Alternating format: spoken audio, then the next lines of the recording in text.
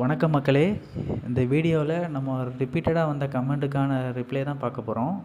அதாவது நம்ம சப்ஸ்கிரைபர் 2 பேர் நமக்கு ஒரு சஜஷன் கொடுத்துருக்குறாங்க. 2 பேருமே சிமிலராக தான் கொடுத்துருக்காங்க, கிட்டத்தட்ட சேம் தான். அதாவது என்ன சொல்லியிருக்காங்கன்னா, இந்த இது ஒரு பேரு, இதில் மேல் வந்து முஸ்கி கிராஸு, இதில் வந்து ஃபீமேல் முஸ்கி கிராஸு, அந்த தலையில் வெளில இருக்குல்ல அது, இது முட்டையில் வேறு இருக்குது. இந்த 2ஐயும் அவங்க பேர் போட சொல்லியிருக்காங்க. ஏன்னா சிக்ஸும் மேபி முஸ்கி கிராஸில் இல்லாட்டி முஸ்கியில் வரும்னு, திருப்ப இந்த 2ஐயும் பேர் போட சொல்லியிருக்காங்க. ஏன்னா முஸ்கி கிராஸும் போட்டோன்னா மேபி ஒரு சிக்காச்சு ஒரு 70% முஸ்கி மாதிரி வரலாம் அப்படிங்கிற இதில் கொடுத்துருக்காங்க. நல்ல ஐடியா தான். பட் அதை பிரித்து போட்டு சேர்க்குறதுக்கு நம்மகிட்ட வந்து கேஜி இல்லை. தனியாக ஒரு கேஜி இருந்தால் தான் அதை சேர்க்க முடியும். அப்படி இல்லைன்னா ஒன்று பார்த்துச்சுன்னா சேராது.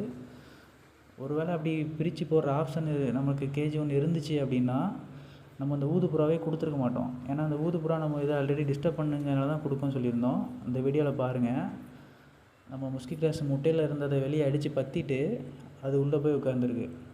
அந்த அதுவும் முட்டை விட்ட டைமில் அப்படி உட்காந்துருக்கு. ஸோ இதனால் முட்டை வந்து ஃபீமேல் ஒழுங்காக அடை மாட்டேங்குது. மெயில் தான் நல்லா அடை ஃபீமேல் அப்பப்போ இது பற்றி விட்றதுனால அடை.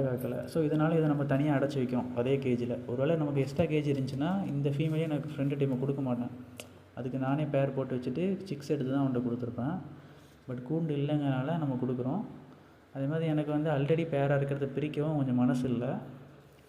திருப்பி இது வந்து ஒரு ப்ரோ நம்ம இதில் ரெகுலராக கமெண்ட் பண்ணிருக்காரு. அவர் ஒரு யூடியூப் சேனல் வச்சுருக்கிறாராம். ஸோ இதை சொல்லுங்கள், நானும் யூடியூப் சேனல் வச்சுருக்கேன்னு சொன்னாங்க. ஸோ சொல்லியாச்சு. தேங்க்யூ.